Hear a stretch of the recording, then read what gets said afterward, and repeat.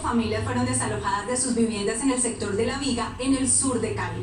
En medio del procedimiento, un patrullero de la policía entregó su arma de dotación a integrantes del SMAT, pues aseguró que su labor era proteger a la población más vulnerable. Son alrededor de 20 familias las que están asentadas en el sector de La Viga, sur de Cali, cerca del río Pance. Hoy 5 casas fueron derribadas por miembros del SMAT y la fuerza pública acatando una orden judicial. Sin embargo, en medio del procedimiento, un uniformado de la policía entregó su arma de dotación, pues aseguró estar en desacuerdo con el desalojo. Yo sé que me van a trasladar lejos, no sé, pero es algo injusto lo que están haciendo en este momento.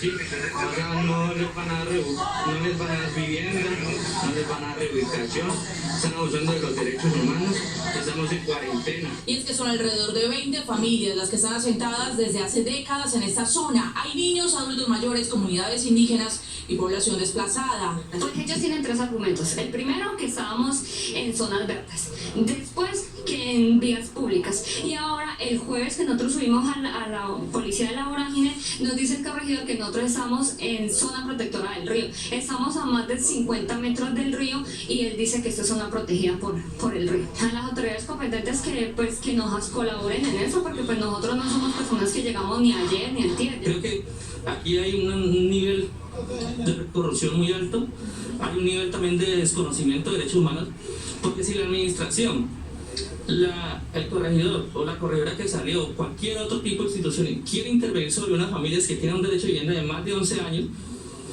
tendrían que haber generado un espacio no solamente de negociación, sino haberle retribuido en derecho los mismos bienes que tiene la gente, igual o mejorados. De acuerdo con las autoridades, estos son predios públicos y privados. Allí se adelanta la construcción de condominios y también se construirá una carretera, pero el procedimiento es duramente cuestionado por realizarse en medio de la pandemia. Al lado hay un terreno de Jaramillo Mora que construyó unos condominios y necesitan hacerle la carretera a Jaramillo Mora. Necesitábamos que se diera la mesa de garantías para que las personas, si bien tienen que ser desalojadas, tendrían que haber sido reubicadas en un lugar.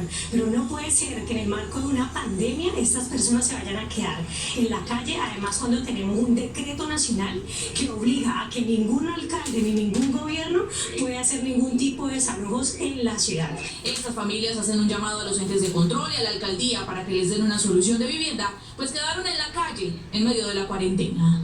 Los policías de Colombia, en el cumplimiento del deber, nunca perdemos nuestra condición humana. Sin embargo, frente a orden legítima expedida por autoridad judicial o administrativa correspondiente, no tenemos sino un solo camino, el de garantizar el cumplimiento. Ni el policía, como ningún servidor público, podrá incurrir en una omisión o extralimitación en el cumplimiento de su deber. Soy Lina y bajé 22 kilos. Hola amigos, bueno, este sí es un tema que nos sacude en domática penal. Miren la situación que se presenta aquí. Yo estoy dispuesto de hacerle la defensa al patrullero y gratis. Miren la cuestión. Entonces son temas que se manejan a la acción y la omisión. Y entonces hay que tener en cuenta el artículo 5 de la Constitución Política, el 6º, que dice: los particulares solo son responsables ante las autoridades por infringir la Constitución y las leyes. Los servidores públicos lo son por la misma causa y por omisión o extralimitación en el ejercicio de sus funciones. Aquí hay una situación con el patrullero y entonces está la ley 1407 del 2010, que es el Código Penal Militar. Artículo 93 establece el tema de la insubordinación y el artículo 96 la desobediencia. Entonces, dos tipos penales que manejan pues para el procesamiento por jurisdicción penal militar en cumplimiento del deber. Entonces, primero que todo, pues sí, obviamente en este caso lo va a asumir la investigación disciplinaria y penal por parte de aquí del comando de la Policía Metropolitana, justicia al juzgado de instrucción penal militar. Pero hay algún tema que también hay que tener en cuenta, y miren ustedes que es importante revisar esto en dogmática penal, porque pues para aquellos que dicen que la dogmática penal se ha dejado a un lado, pues permítame decirles que están completamente equivocados. El artículo 32 de la codificación penal establece pues unas causales de ausencia de responsabilidad. Allí quedaron las causales de justificación y de inculpabilidad. Particularmente aquí haré referencia a los artículos 10º y el 11, que son el error de tipo y el error de prohibición. Dos situaciones que fueron introducidas en la ley 599 de 2000, Código Penal colombiano, a través pues de el esquema finalista italiano.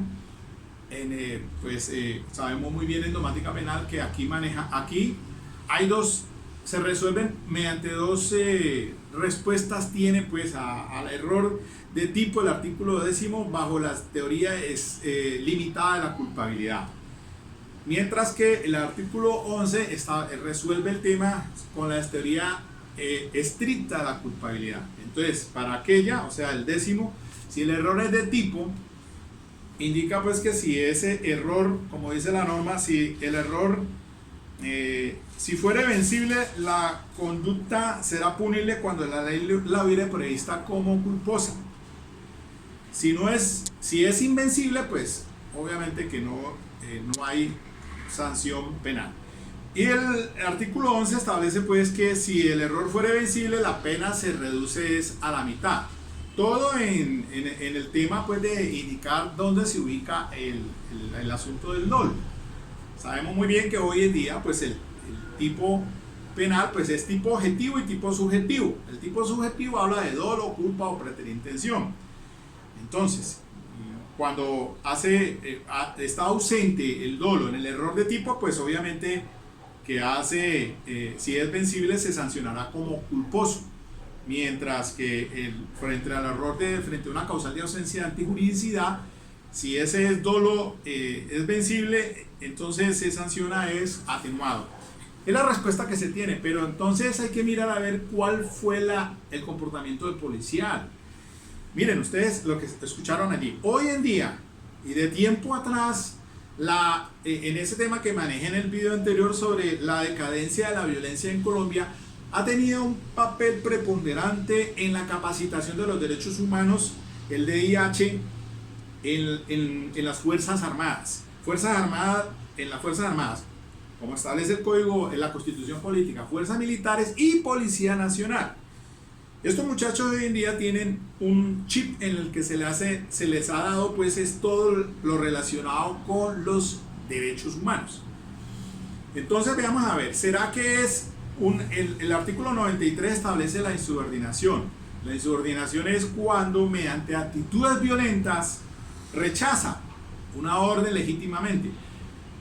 Obviamente que en este caso no hubo una actitud violenta, por el contrario, el patrullero lo que hace es entregar el arma, es decir, no estoy de acuerdo con el procedimiento que ha sido por mandato judicial de autoridad judicial competente. Claro, eso es una orden legítima, hasta ahí no hay ninguna discusión sobre eso, pero metámonos en el chip, en establecer si hay dolo como conocimiento y voluntad dirigida a la realización del tipo penal.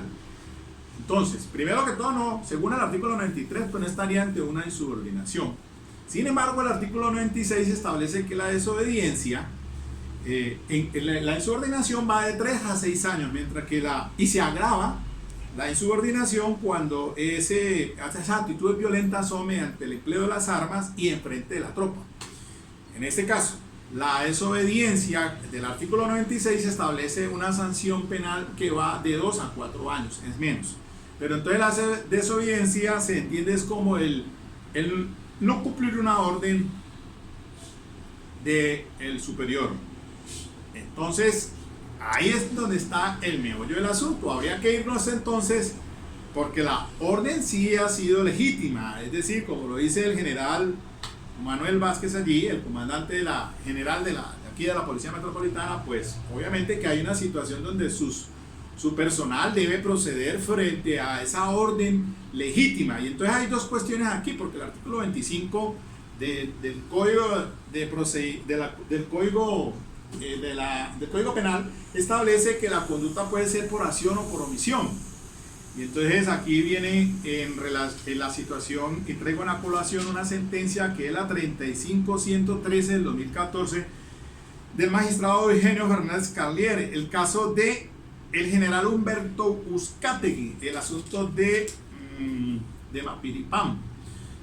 Se le juzgó y se le condenó en una decisión de la Corte Suprema muy 5 en contra y 5 a favor y 4 en contra por el tema del error de prohibición, porque se dice que la Constitución que él tiene ahora frente a las conductas de omisión, miren ustedes, hay que ir a esa sentencia de unificación SU 1184 del 2001 de Manuel José Cepeda, esa es de Eduardo Montealegre Linet, frente al tema de las omisiones, porque en este caso pues el patrullero está no ante una acción, sino una omisión. Ahí es donde entra en juego toda la dogmática penal, frente a las conductas de omisión. Y hay que tener en cuenta si son omisiones propias o si son omisiones impropias. Entonces, para aquello del tipo amplificador del tipo penal. En el caso del general Uzcategui, pues él tenía una condición de que debía evitar que los paramilitares llegaran y sabía de esa situación y no hizo nada por evitar ese resultado. Es equivale a producirlo. Eso es decir, una omisión allí frente a esa conducta del general, que entraron y asesinaron y masacraron a toda esta gente en esta población en el caso de Mapiripán. Por eso fue condenado el general a 35 años más o menos de cárcel por error de prohibición, porque a pesar de que porque la norma constitucional le impone un deber constitucional y legal, y él entonces omitió no enviando tropas allá o al comandante de la brigada para que llegara y evitara ese resultado que fueron la masacre en esa ocasión. Entonces ahí el general fue condenado por esa omisión impropia, pero entonces por error de prohibición se alejó ese error de prohibición y no se lo aceptaron. El policial, el patrullero, ¿en qué estaría él incurso allí entonces? ¿Habrá alguna causal de ausencia de responsabilidad? Entonces habría que ubicarse en el artículo 32, en el numeral 10, y mirar a ver si está frente a ese error invencible de que no concurre en su conducta un hecho constitutivo de la discreción típica, o sea, la desobediencia, o de que concurren los presupuestos objetivos de una causal que excluya la responsabilidad. Pues si bien es cierto, a esas causales de ausencia de responsabilidad, como es por ejemplo la de obrar en cumplimiento de una orden legítima de autoridad, es para cuando se dan conductas de acción. El policial que en este caso se hubiese llegado allá al lugar de los hechos, si se hubiera cometido de pronto alguna situación en la que se hubiera considerado como un abuso de autoridad, pues diría entonces en defensa de que él está amparado en esa causal del cumplimiento de una orden legítima de autoridad competente, que de pronto tuvo que emplear la fuerza, pero como no es el caso, es todo lo contrario, es decir, omitió y no quiso participar en el procedimiento policial que ahora entonces enfrentará el patrullero pues en las instancias judiciales por esa conducta. Y diríamos entonces, ¿qué pasa allí en ese caso? ¿Será que obró en un estado de necesidad? Del artículo 7 cuando dice que se obre por la necesidad de proteger un derecho propio o ajeno de un peligro actual o inminente, inevitable de otra manera, que la gente no haya causado intencionalmente o por imprudencia y que no tenga el deber jurídico de afrontar. La situación entonces es patética porque en ese evento el policial dice, no, mire, es que como una cuestión de objeción de conciencia frente a la cuestión de derechos humanos. Es decir, yo no procedo porque, pues, ¿cómo van a dejar a esa gente a la deriva en la calle? Estamos en una situación de pandemia. Eso hace que su pensamiento considere que no está hablando con el dolo. Y la otra situación es que mirar a ver si está en el numeral 11 como en un error de prohibición que se obre con error invencible de que en la licitud de su conducta. Esos son dos temas en discusión. Me parece que en dogmática penal apenas calza como anillo al dedo ahora en un tema que se ha planteado en diferentes académicos, en discusiones y en conferencias pero que traigo pues en la colación. Por último, yo digo, miren, hay algo que ha manejado el maestro de maestros en el tema de las causales de justificación conglobante, en la que se indica pues que las causales de justificación o inculpabilidad pues no solamente son las que están señaladas en el artículo 32, sino que se puede ir a otras de la legislación interna, del ordenamiento interno o hasta el ordenamiento internacional. No solamente son las que están del artículo 32.